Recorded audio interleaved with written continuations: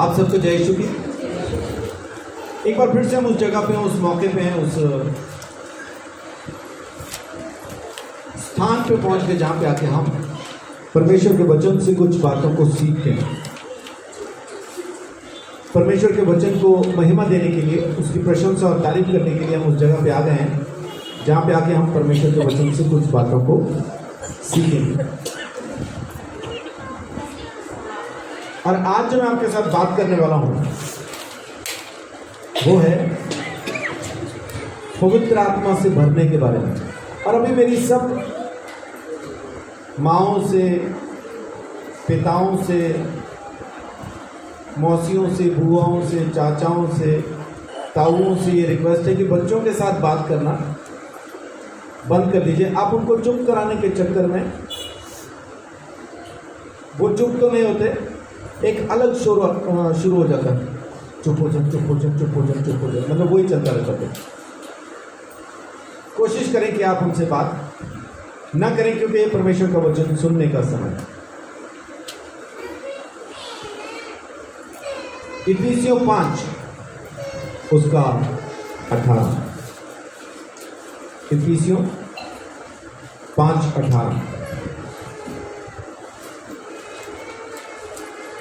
काकरस से मतवाले ना बनो, क्योंकि इससे लुचपन होता है, पर आत्मा से परिपूर्ण होते जाओ। भरना ही है तो पवित्र आत्मा से भरो, शराब से भरने की जरूरत नहीं है, क्योंकि वचन कहता है कि उससे लुचपन ही पैदा होता है। लेकिन बेसिक बात हम आज जो सीखने वाले वो ये है कि आत्मा से भरो, आत्मा से भरो। प्रभु यीशु मसीह ने भी जमीन का तख्ता छोड़ने से पहले हमारे साथ जो बात की, जो वायदा किया, वो यही किया कि मैं बाप के पास जाता हूं ताकि तुम्हारे लिए वहां से मैं एक सहायक को भेजूं, और वो सहायक आएगा, सत्य का आत्मा आएगा, हमें सत्य बताएगा, और जब सत्य को जानेंगे तो हम आजाद हो जाएंगे। आमीन। हाँ, ये सच है कि बगैर पवित्र आत्मा के हम यीशु को प्रभु स्वीकार ही नहीं कर सकते, ये सत्य है। लेकिन ये सिर्फ यीशु मसीह को स्वीकार करने तक की बात है, उसके बाद कहानी आगे शुरू होती है, क्योंकि यीशु मसीह ने ये आज्ञा अपने चेलों को दी, वो जो यीशु मसीह के साथ 3.5 साल रहे, वो जिन्होंने चमत्कार किए। लूका 10 अध्याय में जब आप पढ़ते हैं तो वो चमत्कार करके लौटे और ये बड़े खुश थे, बड़े आनंदित थे और कहते थे, प्रभु तेरे नाम से दुष्ट आत्माएं भी हमारे वश में हैं। और यीशु कहता है, मैंने भी देखा शैतान को बिजली के समान गिरते हुए। तुमने गिरा दिया शैतान को, यीशु अपने चेलों को उत्साहित करते हुए कहता है। लेकिन साथ में ये भी कहता है, इस चीज से खुश ना हो कि दुष्ट आत्मा तुम्हारे वश में है, बल्कि इस चीज से आनंदित हो जाओ, इस चीज से आनंद मनाओ कि तुम्हारे नाम स्वर्ग में लिखे हैं, जीवन की किताब में तुम्हारे नाम है। इस बात से खुश हो जाओ। ये सच है कि बगैर पवित्र आत्मा के हम में से कोई भी यीशु को प्रभु स्वीकार नहीं कर सकता। लेकिन यीशु मसीह ने ये बात उनसे कही जो उसको प्रभु स्वीकार कर चुके थे, जो उसको मुर्दों में से जिंदा होते हुए देख चुके थे, और वो जो उसको जिंदा आसमान पे जाते देखने वाले थे, उनको उसने कहा कि जब तक पवित्र आत्मा न आए तब तक ठहरे रहो। तो इसका मतलब है कि पवित्र आत्मा की सहायता से यीशु को प्रभु स्वीकार करना एक अलग बात है, और उसका अभिषेक, उसका बपतिस्मा, पवित्र आत्मा का आप में वास करना, ये अलग बात है। फिर से कहता हूं, बगैर पवित्र आत्मा कोई यीशु को अपना प्रभु स्वीकार कर ही नहीं सकता। लेकिन उसी यीशु मसीह ने आपको यह भी आज्ञा दी है कि उसके बाद जब तक पवित्र आत्मा से भर ना जाओ, ठहरे रहना, रुके रहना। आमीन।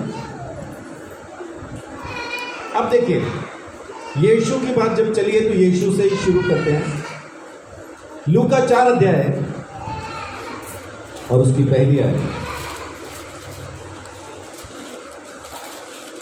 फिर यीशु पवित्र आत्मा से भरा हुआ यरदन से लौटा और 40 दिन तक आत्मा के सिखाने से जंगल में फिरता रहा।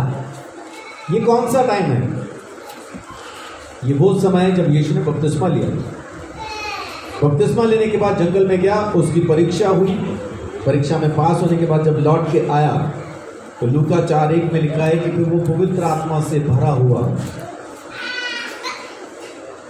बाकी तमाम इलाकों में वो फिरता रहा। अब यहां समझने वाली बात क्या है? समझने वाली बात यह है कि यीशु मसीह 30 साल का हो गया उस टाइम पे।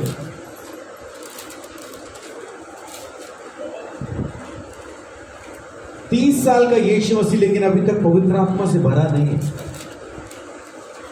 बपतिस्मा लेने के बाद वो पवित्र आत्मा से भर गया, ऐसा बाइबल हमें बताती है। तो ऐसा क्या किया उसने कि वो पवित्र आत्मा से भर गया? बपतिस्मा तो हम में से भी पता नहीं कितनों ने लिया, लेकिन पवित्र आत्मा से तो सब नहीं भरते। हाँ, कहीं कहीं बिरला बिरला कोई ना कोई ऐसा अपने को उदाहरण मिल जाता है कि उसने बपतिस्मा लिया और आत्मा में भर गया, अन्य भाषा बोलने लगा। अभी आज की तारीख में तो ऐसे ऐसे चर्च हैं कि आप वहां जाते हैं, वो आपसे पूछते भी नहीं लेना है कि नहीं लेना, वो बोलते लेना ही पड़ेगा। ऐसा बपतिस्मा नहीं चाहिए।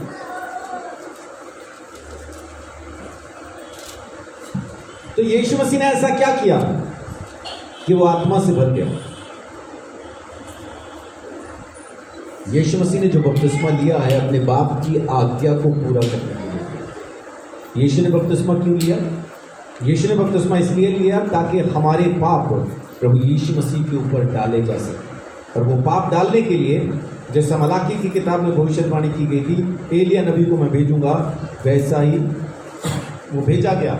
उसका नाम यूहन्ना बपतिस्मा नए नियम के अंदर आपको मिलता है। और इस बात की गवाही यीशु मसीह देते हैं मत्ती 11 अध्याय में, मत्ती 17 अध्याय के अंदर 2 जगह पे यीशु गवाही देता है कि वो एलिया जो आने वाला था, अगर मान सकते हो तो मान लो कि वो यूहन्ना ही है, वो पैदा हो चुका, वो आ चुका है। दोनों ही अध्याय में जब आप पढ़ेंगे 11 में और 17 में, तो 13 से 15 तक दोनों जगह पे आपको ये बात मिल जाएगी। दोनों ही अध्याय में, 11 में भी 17 में भी, 13 से 15।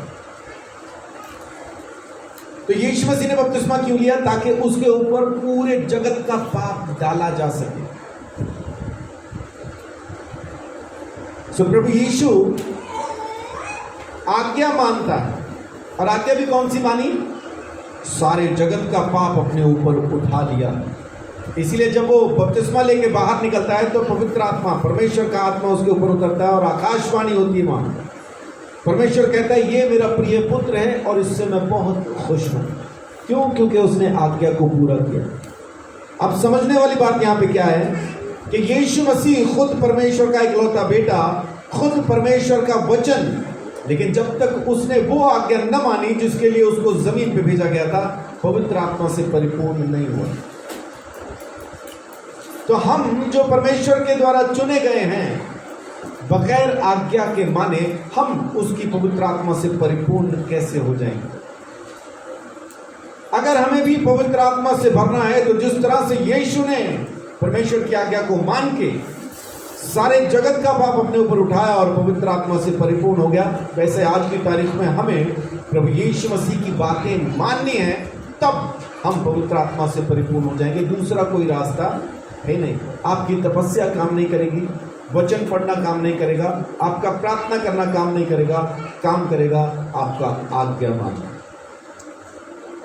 जब तक आप आज्ञा न मानेंगे, पवित्र आत्मा से भरेंगे नहीं। हाँ, उद्धार हो गया, बात खत्म हुई, स्वर्ग जाओ, दिक्कत नहीं, लेकिन जमीन पे क्या करेंगे? जमीन पे तो वैसी ही जिंदगी जिएंगे, फिर जैसा दूसरे जी रहे हैं वैसे ही आप भी जिएंगे, है ना? हो सकता है कि दूसरे रात को पीते हो, आप दिन में भी पी सकते हैं। पवित्र आत्मा से भरना है तो आज्ञा मानना जरूरी है।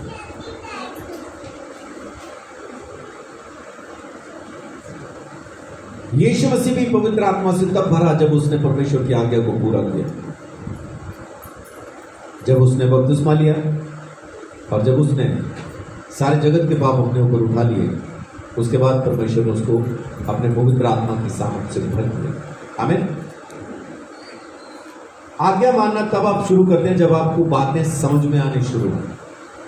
अगर बातें ही समझ में ना आए तो फिर परेशान ही रहते हैं। परमेश्वर की आज्ञा कब मानेंगे? जब उसकी आज्ञा आपको समझ में आएगी। आप आज्ञा न मानने के कारण ढूंढ रहे हैं, अगर नहीं उसने भी तो किया था, वो भी तो कर रहा था, उसके साथ तो कुछ नहीं हुआ, तो मेरे साथ क्यों होगा, अगर वो है तो फिर आप जिंदा तो जरूर रह सकते हैं, लेकिन वो महिमा जो परमेश्वर आपके द्वारा जमीन पे दिखाना चाहता है, फिर वो दिखाई नहीं देगी। पास्टर अंकुर नरूला के बारे में बहुत से लोग बहुत कुछ बोलते हैं, लेकिन आज की तारीख में उसके यहाँ पे चमत्कार तो हो रहे हैं। इसके माने हैं कि उसने एक जमाना, एक दौर ऐसा भी गुजारा है जहां पे उसने परमेश्वर की आज्ञाओं को पूरी तरह से माना, तब उसकी जिंदगी में आज ये चमत्कार होने के बाद जब वो काम शुरू हो गया, उसके बाद आज अगर वो आज्ञाओं को तोड़ रहा है तो बात अलग है, लेकिन काम आज की तारीख में क्यों हो रहा है? क्योंकि एक जमाना उसने परमेश्वर के साथ सही गुजारा। आप भी चाहते हैं कि आपकी जिंदगी में ऐसा हो, तो उस परमेश्वर के साथ सही समय बिताएं, उस परमेश्वर की आज्ञाओं में चलना शुरू करें। कारण न बताएं आज्ञा तोड़ने के। आज्ञा मानने का सिर्फ एक ही कारण होता है, आप मानना चाहते हैं, और आज्ञा तोड़ने का सिर्फ एक ही कारण होता है, आप नहीं मानना चाहते। तय आपने करना है, मानना है या नहीं मानना, आपको तय करना है। यीशु मसीह के साथ जो चेले रहे, प्रभु यीशु मसीह बात करता है जब, तो वो कहता है कि तुम अभी सामर्थ को समझे नहीं। शास्त्री फरीसी बहुत कुछ जानते थे, लेकिन परमेश्वर के सामर्थ को, उसके वचन की सामर्थ को, आज्ञाकारिता की सामर्थ को वो लोग पहचान न पाए थे। देखिए मत्ती 22 अध्याय उसकी 29 आयत। यीशु ने उन्हें उत्तर दिया, तुम पवित्र शास्त्र और परमेश्वर की सामर्थ नहीं जानते, इस कारण भूल में पड़े हो। हाँ, परमेश्वर के वचन और उसकी सामर्थ को तुम नहीं जानते, इस कारण तुम भूल में पड़े हो। परमेश्वर के वचन की सामर्थ क्या है? परमेश्वर के वचन की सामर्थ ये नहीं है कि हम प्रार्थना करते हुए वचन बोलेंगे तो दुष्ट आत्मा निकल जाएगी, वचन के साथ प्रार्थना करेंगे तो दुष्ट आत्मा निकल जाएगी। बहुत से लोग क्या बोलते हैं, प्रार्थना उस वक्त प्रभावशाली हो जाती है जब आप वचन को लेकर प्रार्थना करें। आप पूरी बाइबल लेके प्रार्थना करो, दुष्ट आत्मा सामने खड़े रह के वैसे ही नाचती रहती है और बोलती रहती है, नहीं जाऊंगी, नहीं जाता। 1.5 घंटा हो गया, 2 घंटे हो गए, 3 घंटे के बाद पादरी खुद ही थक जाता है, और उसके बाद फिर बोलता है अगले शुक्रवार उपवास के साथ हम फिर आएंगे, बहन चिंता नहीं करना, ये निकल जाएगा। अगले शुक्रवार फिर आते उपवास के साथ, फिर वही प्रार्थना शुरू होती है, वो फिर कह रहा होता है नहीं जाऊंगी, नहीं। एक अपने अम्बाला के अंदर एक पादरी साहब है, वो दोस्त आत्मा को कह रहे हैं, मैं तेरे यीशु दे नाच के ना निकल जा, जो तू नहीं जाती तो मैं चले आ।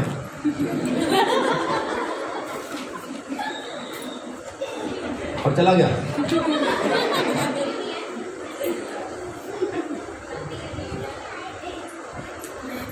वचन प्रार्थना में होने से कुछ नहीं होता, वचन आपकी जिंदगी में होना चाहिए, आपकी सोच में होना चाहिए, आपके कामों में होना चाहिए, तब दुष्ट आत्मा आपको देख के निकल जाएगा, तब दुष्ट आत्मा आपके सामने रुक नहीं पाएगा, आपको देख के निकल जाएगा। आप अभी मोहल्ले में घुसे ही हैं और दुष्ट आत्मा गई। जब हम भारती के यहाँ पे चर्च लगाते थे तो उस टाइम पे बिट्टू भाई की मम्मी हमें मिली, संडे को मिली और बोलती है मंगलवार को आप हमारे घर पे प्रार्थना के लिए, नहीं सोमवार को हमारे यहाँ प्रार्थना के लिए आना, अगले दिन आना प्रार्थना के लिए। ठीक है आएंगे। पूछा क्या हुआ, तो बोलती है दुष्ट आत्मा परेशान करता है। ठीक है। जब हम पहुंचे अगले दिन तो वहाँ कोई दुष्ट आत्मा जैसा कुछ दिखाई नहीं हमें। प्रार्थना हो गई, सब हो गया, चाय पी के जब जाने लगे तो बिट्टू की मम्मी बोलती है कि कल रात वो दुष्ट आत्मा मेरे पास आई रात में, और आके बोलती है, उसने अपना बैग एक संभाल रखा है, पूरा बैग तैयार किया हुआ, जैसे जा रहे हैं एक औरत और एक लड़का। तो वो बहन बोलती है कि तुम कहाँ जा रहे हो? बोली तुमने कल बुला लिया ना उनको, तो अब हमारा यहाँ पे कोई काम नहीं, इसलिए अब हम जा रहे हैं, तो हमारे पहुंचने से पहले, माने अगले दिन जाना था, उससे पहले वाली रात को, संडे की रात को दुष्ट आत्मा परिवार छोड़ के चले गए। आपको करना क्या है? सिर्फ इतना कि आप वचन में उठना बैठना जीना शुरू करें। वचन की सामर्थ आपको तब समझ में आएगी जब आप इसको मानना शुरू करेंगे। पढ़ने से सामर्थ समझ में नहीं आती है, दीवारों पे लिखने से सामर्थ समझ में नहीं आती है। जब तक आप इसको मानना शुरू ना करेंगे, वचन की सामर्थ समझ में नहीं आएगी। परमेश्वर के वचन की सामर्थ, और खुद परमेश्वर की सामर्थ, यीशु कह रहे तुम नहीं जानते, इस वजह से भूल में पड़े। हाँ, आज्ञा मानने से हमारा उद्धार नहीं होगा, पक्का है। उद्धार होना यीशु मसीह के अनुग्रह की वजह से, उद्धार होना इस वजह से क्योंकि परमेश्वर ने जगत से प्रेम किया और अपना इकलौता बेटा हमारे लिए दे दिया। उसने कुर्बान होकर अपना लहू बहा के मुर्दों में से जिंदा होकर हमें खरीद के परमेश्वर की संतान होने का अधिकार दे दिया है। हालेलुया। उद्धार हमारा उसी तरह से होना है, हमारे आज्ञा मानने से नहीं होना है। तो फिर आज्ञा क्यों मानना? क्योंकि आप जब तक जमीन पर जिंदा हैं, आपको बरकतें चाहिए, आपको चंगाई चाहिए, आपको परिवार में शांति चाहिए, आपको सब कुछ चाहिए, और वो सारी चीजें आज्ञाकारिता से ही प्राप्त होती है। एक काम जो हम नहीं कर सकते थे वो उसने कर दिया। अब ये तो हम कर सकते हैं, ये हमें करना है। वो सामर्थ अगर आप देखना चाहते हैं कि आप मुर्दों के बीच में से होके गुजरे और मुर्दे उठ के खड़े हो जाएं, तो वचन में जीना शुरू कीजिए, आज्ञाओं में जीना शुरू कीजिए, पवित्र आत्मा की अगुवाई में रहना शुरू कीजिए, तब आप ये चमत्कार देख पाएंगे। नहीं तो प्रार्थना तो कर ही लेंगे, क्या दिक्कत? कभी उसका जवाब आ भी जाएगा और कभी नहीं भी आएगा। लेकिन अगर आप पूरी तरह से तंदुरुस्ती चाहते हैं, प्रभु यीशु मसीह ने आपके पापों को अपने ऊपर उठाया, खून बहा के अपनी जान दे दी, मुर्दों में से जिंदा हुआ। अब मुझे बताएं, आपका और कौन सा पाप परमेश्वर के सामने दंड के लिए बाकी है कोई बाकी, या सारे खत्म कर दिए उसने? सारे खत्म कर दिए। देखो लहू पे कितना अच्छे से यकीन कर लेते हम। यीशु मसीह ने सूली पे चढ़ने से पहले 39 कोड़े खाए। किस लिए खाए? ताकि आपको चंगाई दे दे। तो क्या उसके कोड़ों में कमी है जो आज की तारीख में भी आप बीमार हैं? उसके कोड़ों में कमी है क्या? उसके कोड़ों में कमी नहीं है। कमी है हमारे आज्ञाकारिता में, क्योंकि परमेश्वर ने एक नियम ठहरा दिया। जब उन्होंने खारे पानी के टाइम पे दंगा किया था निर्गमन 15 अध्याय में, तब परमेश्वर ने वहां एक नियम, एक विधि ठहरा दी थी। यदि तो मेरे वचन को कान खोल कर सुने, तन मन से माने, मेरी विधियों पर, मेरे नियमों पर चले, तो जितनी बीमारियां मिस्रियों पर आई हैं उनमें से एक भी विपत्ति तुझ पे ना आएगी, क्योंकि तेरा चंगा करने वाला परमेश्वर यहोवा मैं हूं।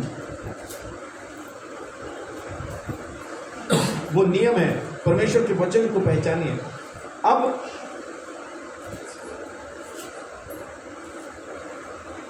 पौलुस जब तीमुथियुस के साथ बात करता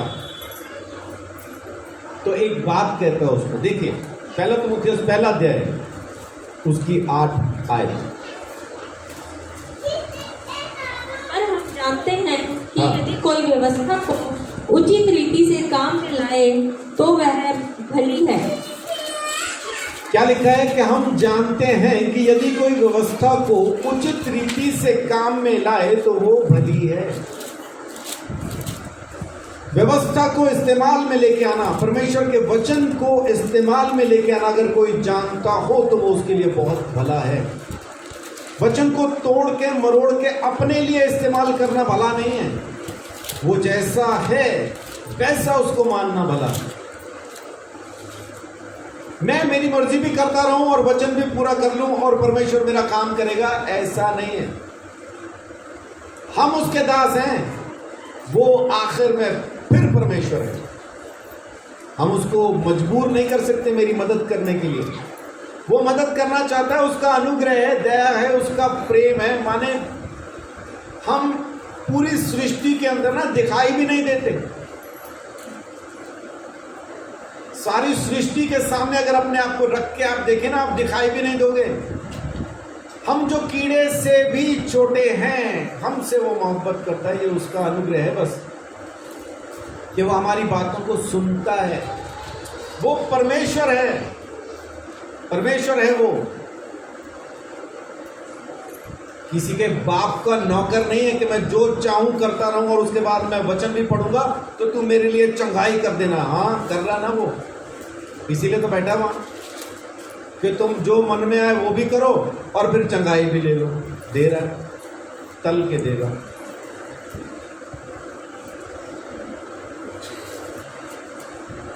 अगर वो चंगाई जो यीशु मसीह ने मार खा के दी है चाहिए, तो उसके वचनों पे चलना शुरू कीजिए। एक भी बीमारी अगर आपके पास उस वक्त में आ जाए जब आप उसके वचनों पर चल रहे हो, तब आके मुझे पकड़ लेना कि तूने जो कहा था हम चलेंगे तो बीमार नहीं होंगे, हम तो चल रहे हैं और अब भी बीमार हैं, तब पकड़ लेना आके। अभी नहीं, अभी नहीं।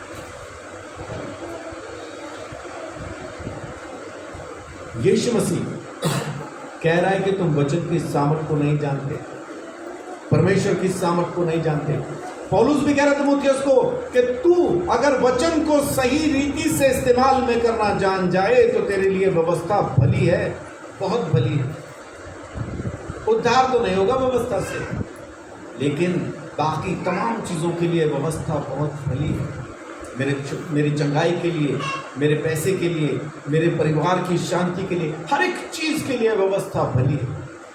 हर एक चीज़ के लिए व्यवस्था भली है।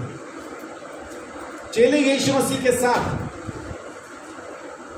3.5 साल रहे, वचन तो नहीं समझ में आया, वचन नहीं समझ आया। चंगाइयां देखी, मुर्दों को खुद भी जिंदा किया, दुष्ट आत्मा उनके वश में थी, सब कुछ किया, वचन नहीं समझ में आया।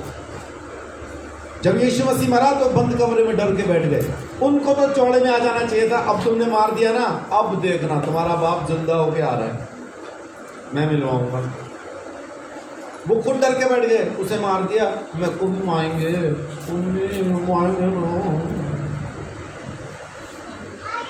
वचन नहीं समझ में आया। यीशु मसीह मुर्दों में से जिंदा हो गया, तब भी उसको देख के विश्वास नहीं कर पा रहे हैं। थोमा जैसा बोल रहे हैं, उंगली डाल के देखूंगा तब मानूंगा। यीशु ने आके हाथ भी फैला दिया, ले डालने गए, पंजर में डालने, वहां भी डाले, छेद है वहां भी है। अभी यीशु मसीह को इनके लिए एक अलग इंतजाम करना पड़ा। लूका 24 45 से 49।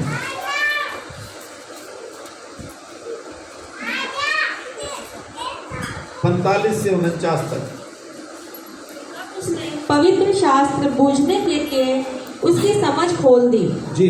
और उसने कहा, यो लिखा है कि मसीह दुख उठाएगा और तीसरे दिन मरे हुओं में से जी उठेगा और यरूशलेम से लेकर सब जातियों में मन फिराव का और पापों की क्षमा का प्रचार उसी के नाम से किया जाएगा। तुम इन सब बातों के गवाह हो। उतना काफी है ना। क्या लिखा है वहां पे? उनकी समझ को, पवित्र शास्त्र को बूझने के लिए यीशु ने खोल दिया। समझ नहीं आई, उसको उनकी समझ को खोलना पड़ा। और समझ खोल के उनको समझाना क्या था कि पुराने नियम में लिखा है, मैं आऊंगा, मैं मारा जाऊंगा, गाड़ा जाऊंगा, तीसरे दिन जिंदा हो जाऊंगा। और वह जिंदा होकर खड़ा उनके सामने, तब भी उनको समझ नहीं आ रही। जिंदा होकर खड़ा यीशु, समझ नहीं आ रही उनके लिए समझ खोलनी पड़ी। परमेश्वर का धन्यवाद आज की तारीख के लिए कि उसने अपना ये वचन हमें लिख के दे दिया। उस वक्त के जो लोग थे, जो प्रचार किया करते थे, जो विश्वास में आते थे, उनके पास नया नियम नहीं था, अपने पास है। प्रभु का धन्यवाद, हम उसमें से पढ़ के समझ सकते हैं। परमेश्वर का अनुग्रह है कि उसने हमको ये लिखित में दे दिया कि पढ़ो और समझ जाओ। उनके पास नहीं था। आज प्रभु का धन्यवाद कि उसने हमें ऐसे ऐसे टीचर दिए जो हमें सिखाते, समझाते, हमें बताते हैं कि तुम्हें क्या करना, क्या नहीं करना।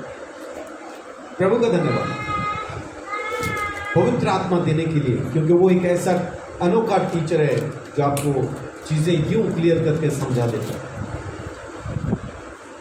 कहना क्या चाहता हूं कि अगर चेलों की समझ को भी यीशु मसीह को खोलना पड़ा तो हमें भी अपनी समझ को खोलना पड़ेगा, ताकि पवित्र शास्त्र को समझ सके, बूझ सके।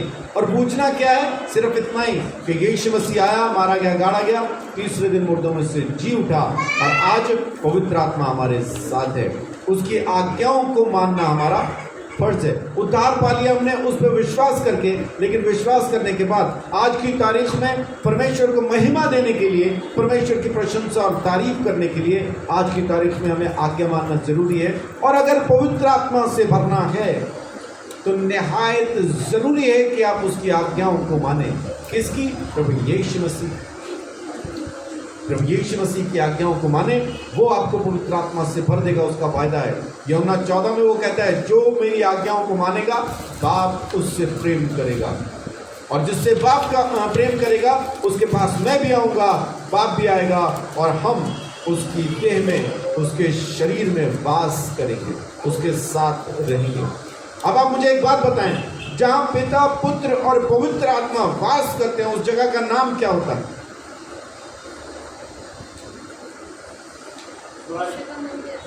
उस जगह का नाम क्या होता है? स्वर्ग। यीशु मसीह ने कहा, मैं, मेरा बाप, पवित्र आत्मा तुम में आके वास करेंगे। अगर तुम मेरी आज्ञाओं को मानते हो तो आप में वास किसका होगा? पूरे स्वर्ग का। परमेश्वर सारी सामर्थ के साथ आके आप में वास करने वाला है। फिर मुझे बताओ कि वो कौन सा चमत्कार है जब आप स्वर्ग अपने अंदर लिए फिरते हो और आपसे न हो। दिक्कत क्या है? हमने स्वर्ग नहीं रखा हुआ अंदर, हमने आज भी अदन का बाग ही रखा हुआ। मजे आ रहे, ये खा लो, वो इसके साथ घूम लो, वहाँ निकल लो, ये खा लो, वो पी लो, इधर लेट लो। हम अदन के बाग में खुश हैं, स्वर्ग रखना नहीं चाहते अंदर। अदन के बाग में शैतान का दखल आज भी है। वो आज भी भरमा के आपको जो फल खिलाना चाहता है खिला देता है, क्योंकि हमें देखने में अच्छा लगता है, खाने में मन लुभाव है ना, बुद्धि पाने के लिए, ग्रहण करने योग्य है, हम लगे। आंखों की अभिलाषा, शरीर की अभिलाषा, जीविका का घमंड आज भी काम करे। जरूरी है कि हम अपने अंदर उस परमेश्वर को, उसके स्वर्ग को सारी सामर्थ के साथ वास करने दें। जब तक वो हमें वास न करेगा तब तक हम वो न बन पाएंगे जो परमेश्वर हमको बनाना चाहता। हम तो अपने अंदर जाने क्या क्या समेटे घूम रहे हैं, और परमेश्वर हमारे अंदर खुद आके रहना चाहता है। जगह खाली करें, जगह खाली करें, परमेश्वर को आने के लिए जगह दीजिए। वो आप में आके वास करना चाहता है। आमीन। आमीन भी नहीं कहा जा रहा, आमीन। हाँ, क्योंकि वो बाग खत्म होता दिख रहा है ना। भाई अदन का बाग हटाना पड़ेगा, वो मौज मस्ती खत्म हो जाएगी। हाँ, हो जाएगी अगर परमेश्वर को महिमा देनी है तो। नहीं तो जहाँ लगे वो लगे तो वहीं आप फिर, है ना, फिर बीमार भी रहेंगे, परेशान भी रहेंगे, झगड़े भी रहेंगे, समस्याएं भी रहेंगी, है ना। तेरी चोटी मेरे हाथ, तेरे बाल मेरे हाथ, वो लगा ही रहेगा, है ना। मेरी जूती तेरे सर, तेरी जूती मेरे सर, लगे रहो, लगे रहो इंडिया, लगे रहो। क्यों? क्योंकि परमेश्वर की महिमा तो वहाँ पे नहीं होगी ना। परमेश्वर अपनी महिमा के साथ ही वास करता है, और वहीं वास करता है जहाँ पे उसकी आज्ञाकारिता होती है। जहाँ उसकी आज्ञाकारिता नहीं, वहाँ वो वास नहीं करता, इंतजार करता है। कब शुरू करेगा? मैं आ जाऊंगा। उसका वायदा है, उसका वायदा है। देख मैं द्वार पे खड़ा खटखटाता हूँ, जो मेरा शब्द सुन के द्वार को खोलेगा मैं आऊंगा उसके पास। उसका वायदा है, वो आने को तैयार है। दरवाजा खटखटा रहा है, हम नहीं खोल रहे क्योंकि अंदर कुछ चल रहा है। मैं तेरा शब्द बारी में सुनकर डर गया, मैं छुप गया क्योंकि मैं नंगा था। दरवाजा क्यों नहीं खोल रहे? क्योंकि शब्द सुन के डर गए हैं, बारी में छुप गए हैं क्योंकि नंगे हैं। वो खड़ा है दरवाजे पे, फटाफट धार्मिकता के कपड़े पहने खोल दे दरवाजा, अंदर आना चाहता है। और धार्मिकता क्या है? प्रभु यीशु मसीह की बातों को मानना, यही धार्मिकता है, यही धार्मिकता है। प्रेरितों के काम 5:32।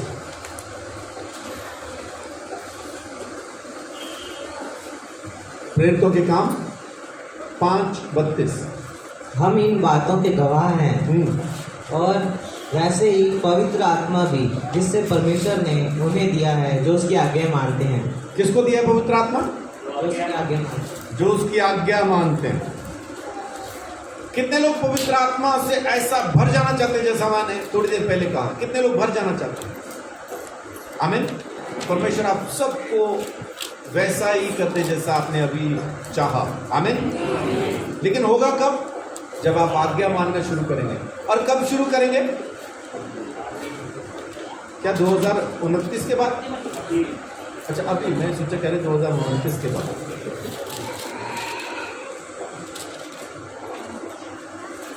आप आज से आज्ञा मानना शुरू करें। परमेश्वर अभी आपके अंदर वास करने के लिए तैयार है।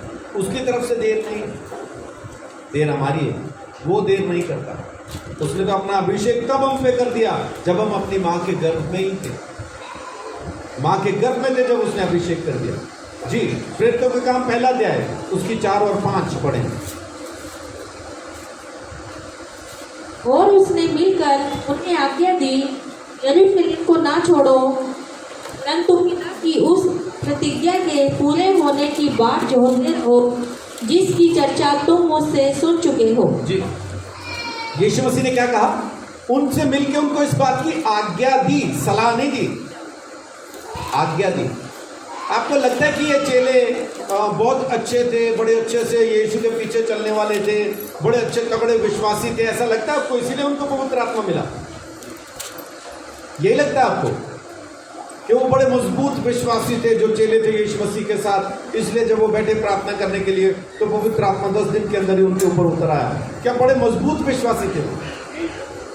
कैसे थे वो लोग?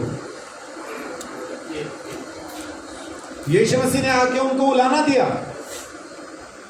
मरकुस 16 अध्याय। ये चेले देख लो पहले कैसे थे।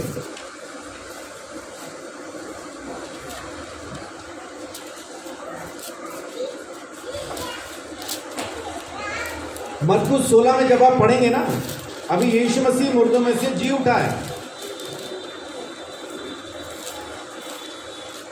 यीशु मसीह मुर्दों में से जी उठा है और इनके साथ बात भी कर चुका है, लेकिन उसके बावजूद इनका हाल क्या है?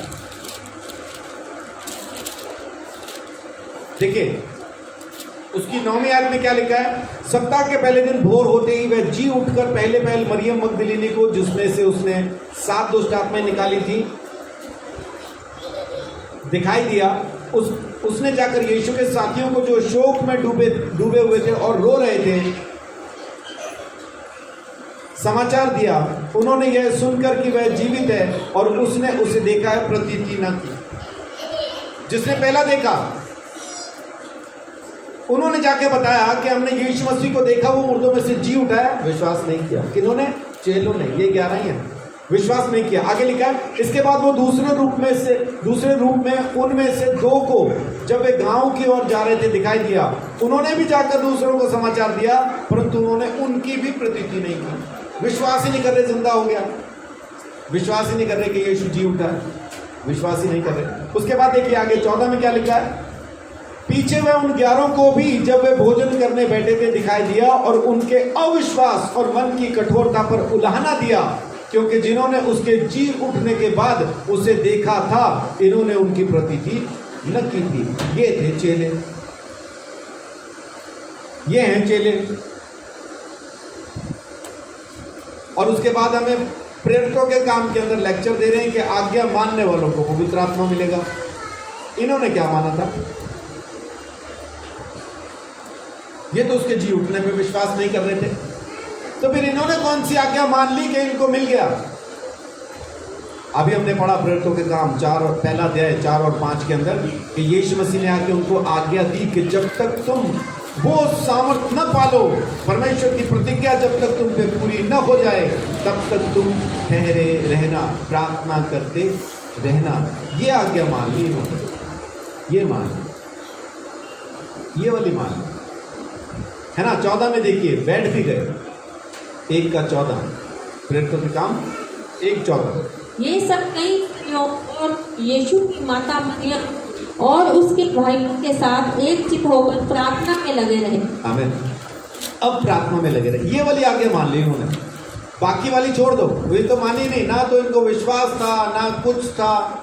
लेकिन यीशु मसीह जब ऐसा उठाया जा रहा था, उठने से पहले जब उसने कह दिया कि तुम प्रार्थना में बैठ जाओ, पवित्र आत्मा आने वाला है, ये मान ली, ये मान ली। और फिर दूसरा अध्याय उसकी 1 से 4 तक पढ़िए। जब पेंतेकुस्त का दिन आया, हाँ, तो ये सब एक जगह इकट्ठे थे। एकाएक आकाश से बड़ी आंधी की सी सनसनाहट का शब्द हुआ और उससे सारा घर जहाँ वे बैठे थे गूंज गया। और उन्हें आग की सी जीवें पड़ती हुई दिखाई दी और उनमें से हर एक पर 8 ठहरी। वे सब पवित्र आत्मा से भर गए और जिस प्रकार आत्मा ने उन्हें बोलने की सामर्थ्य दी, वे अन्य अन्य भाषा बोलने लगे। हाँ, आमीन। अभी ये आज्ञा उन्होंने मान ली कि हाँ हम प्रार्थना में बैठेंगे, बैठे और पवित्र आत्मा उतर आए, ये आज्ञा मानी उन्होंने, बाकी तो छोड़ दी। बाकी तो कैसे थे? यीशु मसीह आखिरी टाइम में मुर्दों में से जी उठने के बाद भी उनके अविश्वास पे उन्हें उलाना ही दे रहा है। लेकिन जब ये आखिरी आज्ञा उनको दी कि जब तक तुम पवित्र आत्मा पाना लो, ठहरे रहना, ये मान ली और प्रार्थना में बैठ गए और पवित्र आत्मा पा लिया। आज आपके लिए भी बहुत ज्यादा जरूरी कौन सी आज्ञा है मानना आज की तारीख में? यही आज्ञा आपके लिए भी मानना जरूरी है कि जब तक आप पवित्र आत्मा पा न लें, उठे ना। और उठ के जाएंगे कहाँ आप? वही अदन के बाग में। चलो शाम को टहलाएं, थोड़ा सा घूमाएं, बस आखिरी बार खा लें, वो है। जब तक आप अपने अदन के बाग को न छोड़ेंगे, जहाँ पे आदम रहता था और सारी फैसिलिटी थी उसे वहाँ, और बड़े आराम से वो शैतान के साथ घूम गया, तब तक आप भी परेशान रहेंगे। वहाँ से निकल आए, परमेश्वर के स्वर्ग में प्रवेश करें, अब उसके राज्य में रहना शुरू करें, आत्मा की अगुवाई में जीना शुरू करें। परमेश्वर ने हमको एक स्वतंत्र आज्ञा दी है, स्वतंत्रता का आत्मा दिया है। अब हम आज्ञा के बंधन में, व्यवस्था के बंधन में नहीं है, उसने आजाद कर दिया। अब हमारे पास एक आजाद व्यवस्था है। याकूब पहला अध्याय, याकूब पहला अध्याय उसकी 25 आए। पर जो व्यक्ति स्वतंत्रता की सिद्ध व्यवस्था पर, कौन सी वाली? स्वतंत्रता की सिद्ध व्यवस्था, स्वतंत्रता की सिद्ध व्यवस्था। देखिए, स्वतंत्रता की भी है लेकिन सिद्ध भी है ये व्यवस्था। ये आजाद भी है, आपको पापी नहीं ठहराती, आपको पापी नहीं ठहराती। झूठ बोला तो पापी है, नरक में जाएगा, वो नहीं कहती, क्योंकि यीशु ने दंड सह लिया। अब आपको पापी नहीं ठहराती है, आजाद व्यवस्था है लेकिन सिद्ध व्यवस्था। और सिद्ध होने के लिए आपको सिर्फ एक ही चीज करनी है, और वो करना है परमेश्वर की आज्ञाओं में जीना, परमेश्वर के वचनों में जीना। और इसको रोकेगा कौन? परमेश्वर के वचनों पे चलने से आपके शरीर का कौन सा अंग है जो आपको रोक देता है? वो है आपकी जबान। जब तक ये कैंची है, परमेश्वर के साथ नहीं चल पाएंगे। जिस दिन ये शांत हो जाएगी, परमेश्वर की आवाज सुनाएंगे, परमेश्वर की आत्मा में चल पाएंगे। खुद ही बोल रहे हैं, खुद ही लगे हुए हैं, तो फिर समस्या है। फिर तो तू जाने, तेरी जबान जाने। लेकिन अगर परमेश्वर की अगुवाई में है, उसकी महिमा के अंदर हैं, तो फिर परमेश्वर की स्वतंत्रता का आत्मा, वो सिद्ध व्यवस्था आपकी जिंदगी में काम करेगी। आमीन। एक बार और पढ़ दीजिए। पर जो व्यक्ति स्वतंत्रता की सिद्ध व्यवस्था पर ध्यान करता है, हाँ जी, वह अपने काम में इसलिए आशीष पाएगा कि सुनकर भूलता नहीं, पर वैसा ही काम करता है। आमीन। अब आशीष कहाँ पे आएगी? उसके काम पर। प्रार्थना नहीं करानी पड़ेगी, आपको उपवास नहीं रखना पड़ेगा, आपको परेशान नहीं होना पड़ेगा, बल्कि हाथ के काम पर परमेश्वर बरकत कर देगा। क्यों?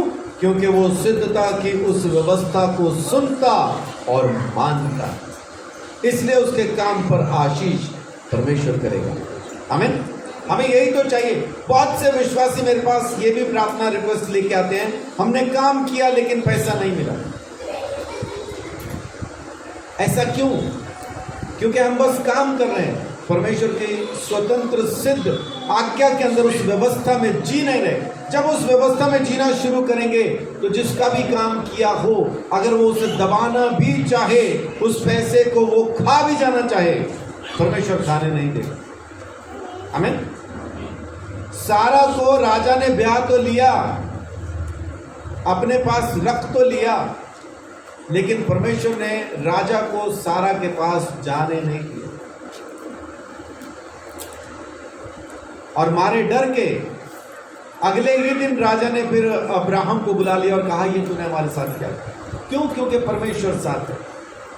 अब्राहम को लोग कहते हैं हमने देखा परमेश्वर तेरे साथ है। इसाक को लोग कहते हैं हमने देखा परमेश्वर तेरे साथ है। यूसुफ को लोग कहते हैं हमने देखा परमेश्वर तेरे साथ है। आपको भी लोग कहेंगे हमने देखा परमेश्वर तेरे साथ है। और ये कब होगा? जब आप उसकी आज्ञाओं पे चलना शुरू करेंगे, ये तब होगा। जब तक आप उसकी आज्ञाओं पे चलना शुरू नहीं करते हैं, समस्या बनी रहती है। स्वतंत्रता की सिद्ध व्यवस्था में जीना शुरू कीजिए। और ये कौन सी व्यवस्था है? रोमियो 8 अध्याय उसकी पहली आयत में देखिए।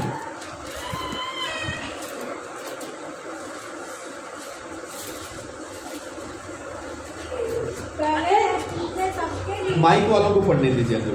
अतः जब जो मसीह यीशु में है, उन पर दंड की आज्ञा नहीं। ये वो है नहीं जो आप पढ़ रहे हैं, 8 का 1 है। जी।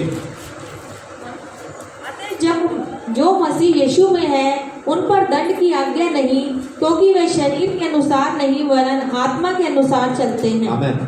अब हम पर दंड की आज्ञा नहीं। क्यों नहीं? क्योंकि हम आत्मा के चलाए चलते हैं, शरीर के चलाए नहीं। आत्मा में जीना जरूरी है। यह है स्वतंत्रता की व्यवस्था। अगर पवित्र आत्मा से भरना है तो इस व्यवस्था में उठना बैठना शुरू कीजिए। और पता कब चलेगा कि ये सच है जो मैं कह रहा हूं? ये पता तब चलेगा जब आप इसको आजमा के देखेंगे। उसमें आप ये ना कहें मैं तो ठीक हूं जी, मैं तो सही चलता हूं, लेकिन वो ऐसा नहीं है। मैं तो ठीक चलती हूं मेरे पति, ये नहीं है। मैं तो ठीक चलता हूं मेरी पत्नी, वैसा नहीं है। हम तो ठीक चलते हैं हमारे बच्चे, वैसा नहीं है। आप चल रहे हैं ना, बस आप चलो, परमेश्वर आप में आके वास करेगा। उसने वचन में कहीं नहीं लिखा कि तेरा पूरा घराना जब बिल्कुल पवित्र चलेगा ना तब आऊंगा, ऐसा नहीं लिखा। वो सिर्फ आपसे बात कर रहा है। ये आपकी और परमेश्वर की बातचीत है, इसमें किसी दूसरे को ना डालें बीच में। मैं तो कर रहा हूं जी, लेकिन वो छोड़ दीजिए। वो आप कर रहे हो ना, आपके अंदर दिखाई देगा। और अगर नहीं दिखाई दे रहा है तो आप खाली बातें ही कर रहे हैं कि मैं करता हूं, मैं चलता हूं, मैं कुछ गलत नहीं कर रहा हूं, और उसके बावजूद भी समस्याएं आपके शरीर के अंदर पली पड़ी हैं, तो इसका मतलब आप झूठ बोल रहे हैं। वैसा है नहीं। परमेश्वर के वचन को घुमा के आप अपनी मर्जी के मुताबिक इस्तेमाल नहीं कर सकते। पहला यूहन्ना 2 अध्याय उसकी 3 से 5 तक पढ़िए।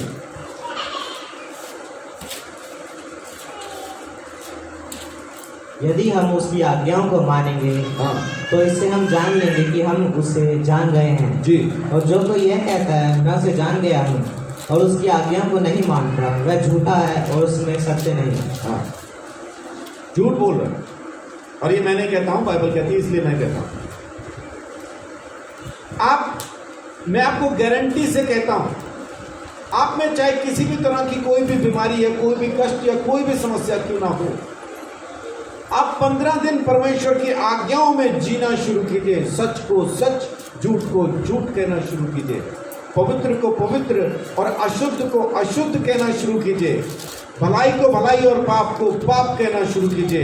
ये आपकी अपनी जिंदगी के लिए, दूसरों के लिए नहीं। दूसरों के आना चले जाना, प्रेम का तुम पापी है, वो तो उसको भी पता है। आपके लिए, मेरे लिए 15 दिन अपने आप को जांचिए। 15 दिन परमेश्वर के वचन के मुताबिक जी के देखिए। अगर 16वें दिन चंगाई ना हो जाए तो मेरे को पकड़ लेना। सब कुछ परमेश्वर ने आपके अंदर ही रख छोड़ा है।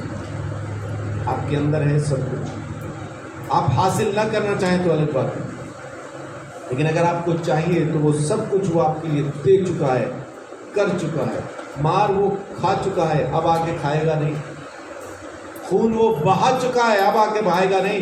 पवित्र आत्मा वो भेज चुका है, दोबारा से भेजेगा नहीं। वो आप में आके वास करने का वायदा कर चुका है, दोबारा करेगा नहीं। अब वो सिर्फ इंतजार कर रहा है, यदि तुम मुझसे प्रेम करते हो तो मेरी आज्ञाओं को भी मानोगे। और जब हम उसकी आज्ञाओं को मानेंगे, अपने आत्मा से, अपनी सामर्थ्य से वो हमको परिपूर्ण कर देगा। उस रोज बड़े आराम के साथ हम कह पाएंगे, यीशु मेरा मुक्तिदाता, यहोवा मेरा परमेश्वर, पवित्र आत्मा मेरा दोस्त है, मुझ में वास करते हैं, मैं उसका मंदिर हूं। एक बार अपने आप को जांच के देखना, बत्ती ऑन करना पहले अपने अंदर जाकर, अकेले में बैठ के अंदर की बत्ती ऑन करके चेक करके देखो, मंदिर हो कि क्या हो। अगर मंदिर हो तो फिर परमेश्वर का आत्मा जरूर वास करता है, फिर कोई परेशानी वहां पे रह नहीं सकती। लेकिन अगर बत्ती ऑन करने के बाद कुछ और दिखाई दे तो खाली कीजिए उसको, खाली कीजिए। प्रभु यीशु मसीह ने भी सूली पे चढ़ने से पहले मंदिर को साफ किया था, और कोई प्रेम से साफ नहीं किया था। कोड़ा बना के पीढ़ियां उलट दी, मार मार कोड़े व्यापारी भगा दिए और कहा, तुमने मेरे बाप के घर को डाकुओं की खो बना रखा। आप भी अपनी बत्ती ऑन करके थोड़ा देखें, बाप का घर है या डाकुओं की खो है। कहीं दारू की दुकान, कहीं व्यभिचार का अड्डा, कहीं जुए का, कहीं सट्टे का, कहीं झूठ की, कहीं चुगली की, कहीं क्या, ऐसा दुकानें तो नहीं खुली अंदर। अगर खुली है तो कोड़ा लीजिए, वचन का कोड़ा लीजिए, निकाल बाहर कीजिए, उसी वक्त वो मंदिर साफ हो जाए। कोई सदियां नहीं लगनी उसके लिए। बस आपको अपनी वो तमाम आदतें जो आपके और आपके बाप के बीच में खड़ी हैं, वो आदतें निकाल बाहर कीजिए, और परमेश्वर आप में आके वास उसी वक्त करेगा। इंतजार नहीं करता है कि 10 साल बाद आऊंगा, अब तूने मंदिर साफ किया, साफ रखना, कभी ना कभी आऊंगा, वैसा नहीं है। आपने मंदिर साफ किया, आ गया, इतना ही। सो आज मैं आपको इतना ही कहना चाहता हूं कि परमेश्वर के आत्मा से अगर भरना चाहते हैं, उसकी आज्ञाओं में जीना शुरू कीजिए।